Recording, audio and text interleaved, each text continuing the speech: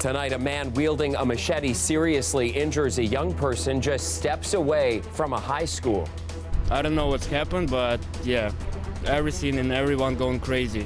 What we know about the suspect, originally described by police as wearing a horror movie ski mask. We're live at the scene tonight. She wants this to not happen for another family. Plus, a mother's wish at a provincial inquest. The testimony from the officer who killed Sammy Yatim and what he thinks went wrong that night back in 2013. The bleeding must stop. A world-class city needs to pay world-class wages. And paramedic problem. After hemorrhaging dozens of the emergency responders last year, this budget season, their union is asking for higher wages.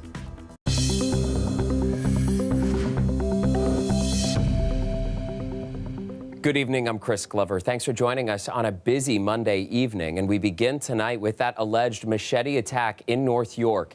It happened just steps away from a high school. And tonight we can tell you a young person is in hospital with serious injuries while the hunt for the suspect continues at this hour. Let's get right to the scene where Dale Manukduk is standing by live. Dale, what have you learned tonight? Yeah, Chris, I'm at Bathurst and Finch, where earlier today police say there was a man wielding a machete who was in this area. But what really caught the attention of residents was the initial description of that suspect. Around 3:30, police received a call about a person with a machete in the area of Bathurst Street and Finch Avenue West. We received reports that there was a person with a machete that had injured two people. When police arrived on scene, they located one person with non-life-threatening injuries. The initial description of the suspect wasn't something you hear every day, police posting to X that the suspect was wearing a horror movie ski mask.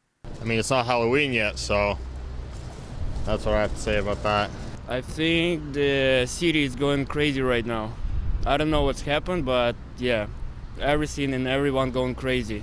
Northview Heights Secondary was placed on lockdown. A note to the school community from the principal read in part, many students and staff had already left the school for the day prior to the implementation of the lockdown. However, for those who were still in the building, the lockdown procedure included locking all exterior and classroom doors and keeping students and staff inside their classrooms and other secured areas. Well, I just live in this place, this apartment.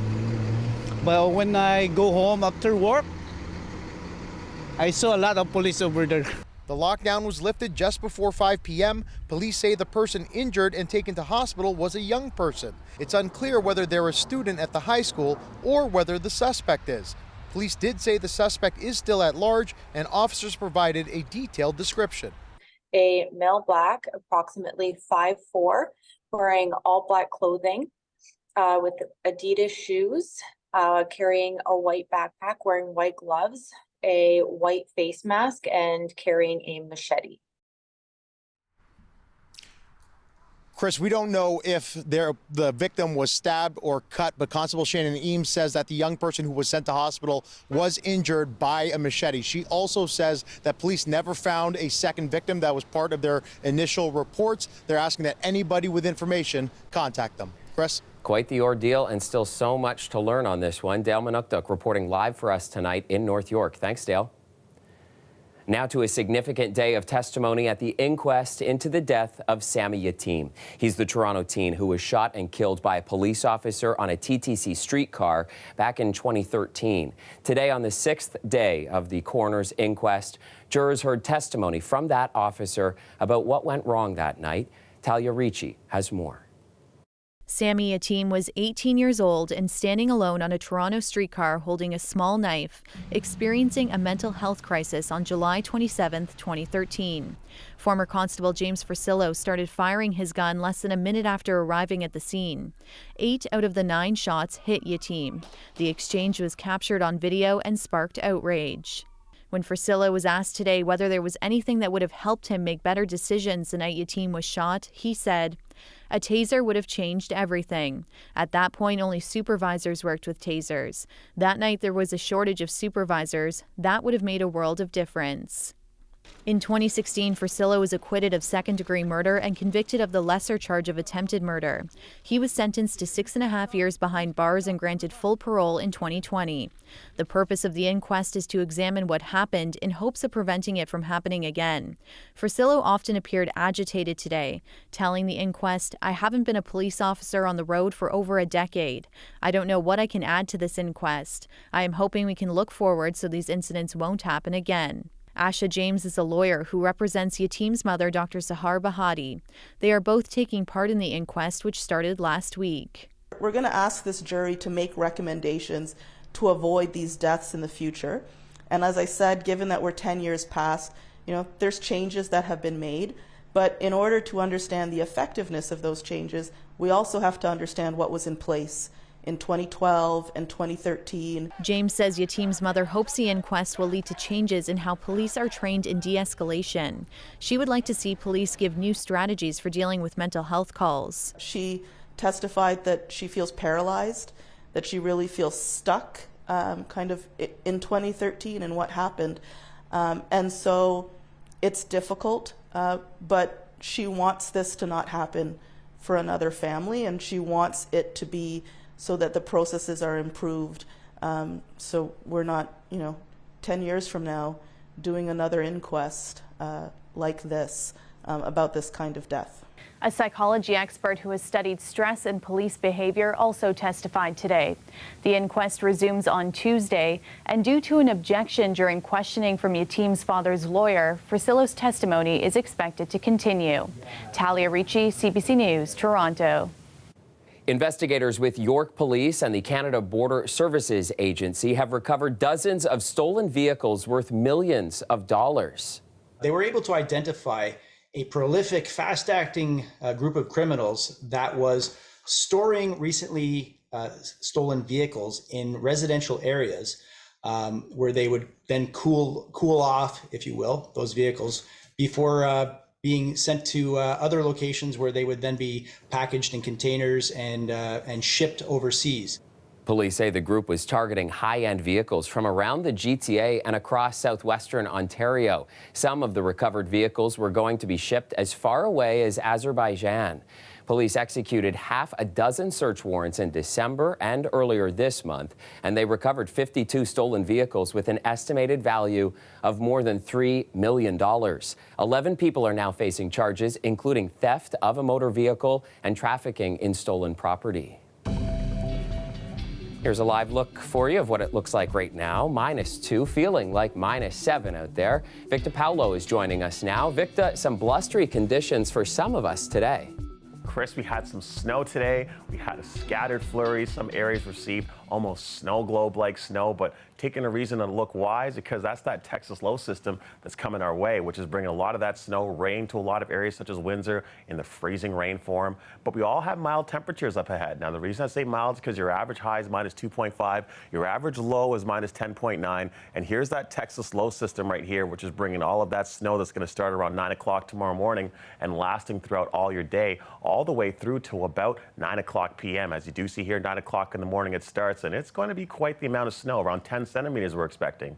Now tomorrow morning, my little Emmy's getting ready and your little ones are getting ready too. It's going to be snowing, -3, feels like -9 with scattered flurries. And a quick look at our 3-day forecast. Well, the word of the day is precipitation. Little snow on Tuesday, rain on Wednesday and Thursday. Stay tuned to Chris and I for the rest of your 3 and 7 day forecast.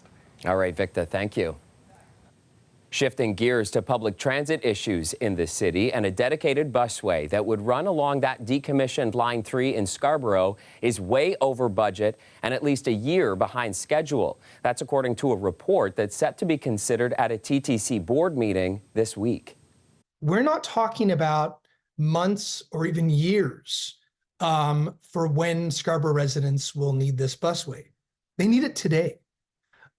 This impacts people's basic quality of life, the ability for students to get to school, for everyone to get to work, to see family, to see friends, to get both downtown but also within Scarborough itself. All right, so here are the details. The cost of the project is running an estimated $12 million more than initially thought and won't open until at least late 2026. at the earliest. Matlow says the province needs to step up and provide funding for the busway, with the Scarboro subway extension still years away from completion. The transit advocacy group TTC Riders calculated that each TTC rider in Scarboro is losing 10 minutes per trip for each day they're without a dedicated busway. They say it adds up to about 80 hours of lost time a year for each rider. Toronto's Paramedics Union was at City Hall today, raising serious staffing concerns as part of the ongoing budget consultations. The head of the union is asking for help with higher pay. He says in his 30-plus years, he's never seen so many paramedics leaving the job, while response times continue to worsen. For that story, let's turn to City Hall reporter Sean Jeffords. It's an essential service in Toronto, but the union that represents paramedics says the city is losing workers at an alarming rate, and that could mean the availability of ambulances is at risk. Needless to say, it's situation critical. Never in my 33 years as a paramedic have I seen such hemorrhaging of staff and the inability to replace them. Paramedic Union Chair Mike Merriman says the service had 57 resignations last year, about one a week. Toronto City Council hired 70 paramedics last year, and it plans to hire 63 more in this year's budget. But he warned workers are headed to neighboring communities where pay can be higher and call volume is lower. The bleeding must stop. A world-class city needs to pay world-class wages. In a statement, Toronto Paramedic Services says it's committed to attracting and retaining paramedics. But it also says every paramedic service is hiring, and as a result, there's a more competitive job market throughout the GTA. Some committee members suggested wages are an issue that belong at the bargaining table later this year. But Merriman says this needs council's attention now. We used to meet life-threatening calls in about 8 minutes. Now we're closer to 15, 16 minutes, and it's obviously an issue with staffing. Meanwhile, 90 speakers appeared before the Budget Committee today. Mary Hines urged councillors to adopt the 10.5% tax increase proposed in the budget, even if it will feel like some very uncomfortable health checkups. First things first, I do not like to pay taxes. I do not want a 10 to 16% tax increase. I also do not like going to the dentist or preparing for a colonoscopy. But I want to keep the machinery of my body working for a long time to come. Similarly, Toronto needs to maintain its physical and social structures and environments. But David Cox told the committee he saw little sign that city departments tried to cut costs, and cuts shouldn't be a dirty word during budget consultations, he says. I'd like to open the remarks with the plea that we stop treating budget cuts as a taboo subject. It seems like as soon as we get near that topic, everybody gets very nervous. Budget Chief Shelley Carroll says the committee is listening and is always looking to constrain costs. We continue to look for efficiencies even after we've launched the budget. We continue to look for ways to try and make things as lean as possible. Budget consultations continue at City Hall tomorrow. They also take place at civic centres across Toronto. The Budget Committee itself will make its final recommendations to Mayor Olivia Chow on Friday. Sean Jeffords, CBC News, Toronto. A major change is coming to Canadian universities intended to help with the housing crunch. The federal government is reducing the number of student permits to IT grants to international students by a third. Clara Pasica has the story. A couple of hours from Fanshawe College's main campus in London, students congregate outside the school's downtown Toronto location. The school is run in partnership with the International Language Academy of Canada and has more than 1,200 international students, some of whom are applauding the federal government's decision to put a cap on international students. In my opinion, the decision made by the Canada, like reducing the number of international students, is good. Like after students coming to Canada, they become like in a trap. Like they get no job, they have to make more than what they expected. Just coming to Canada is not a good, because if there is no job, then it's not a good decision just to come. It's actually pretty good, because the thing is that the number of students are very high over here right now. So the housing crisis and the jobs and everything is pretty tough right now. This situation coming over here is better to cap it. A higher cost of living was just one unwelcome surprise to some of these students. Several saying their non-traditional college campus experience isn't what they hoped for. We were expecting like an old school kind of facilities, which here is just like more corporate office. You just go to class and you don't do anything. That was a kind of a bummer. Fanshawe College developed a partnership with ILAC, a private college, to deliver the student experience in the heart of downtown Toronto. But these types of schools are exactly what the federal government is zooming in on with policy changes, saying it's the students they have in mind. Starting in September, international students who begin a program where a private college has been licensed to deliver the curriculum of an associated public college will no longer be eligible for a post-graduation work permit. This career college spokesperson says he thinks colleges can weather the change. There will be impacts for those colleges that were in those partnerships. Many of them are very adept at moving quickly and changing business plans. CBC did reach out to Fanshawe College and a number of other schools with campuses in Toronto.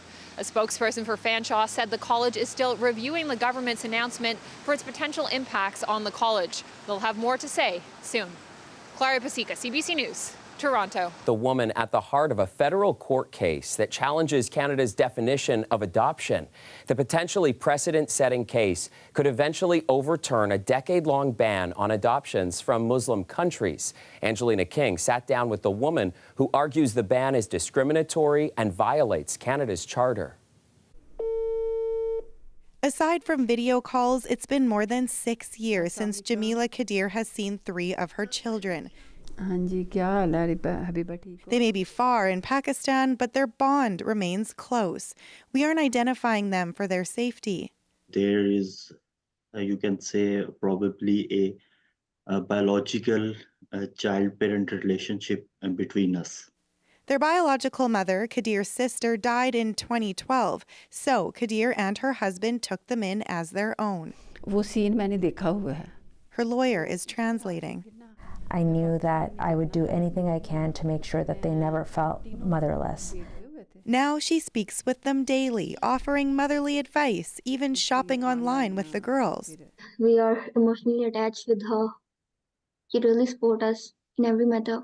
Even though the adoptions were officially recognized by a Pakistani court almost 5 years ago, Kadir can't bring them to Canada.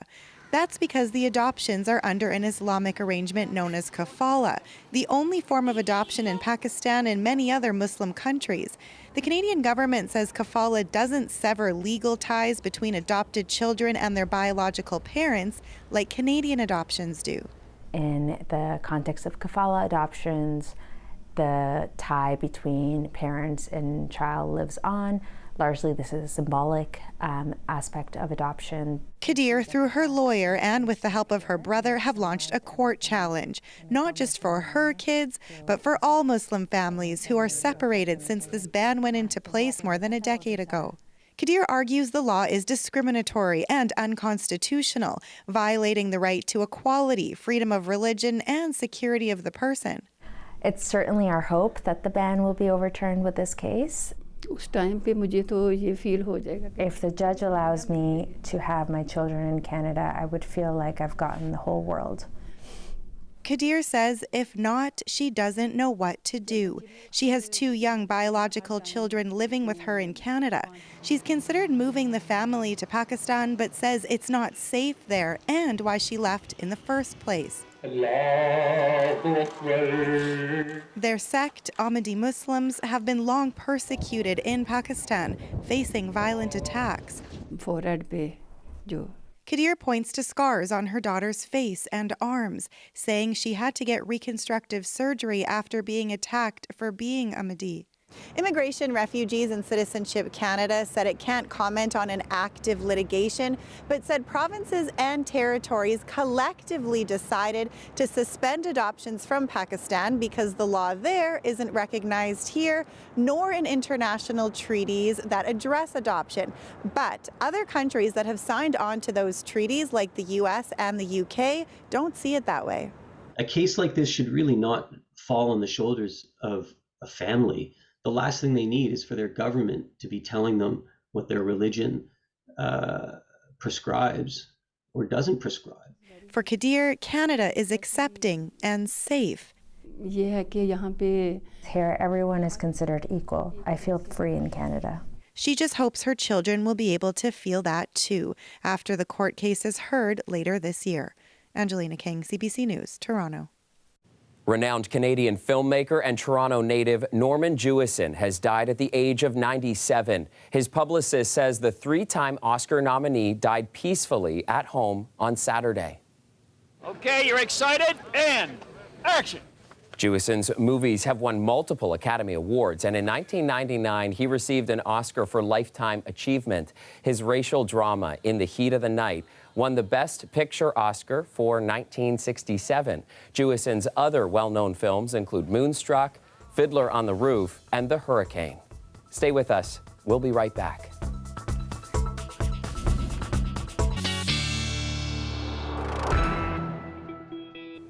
Welcome back. Not much activity in the weather department today, but tomorrow we're expecting quite a decent amount of snow. And to track all of it out for us, let's turn back to Victor Paulo with the long-range forecast.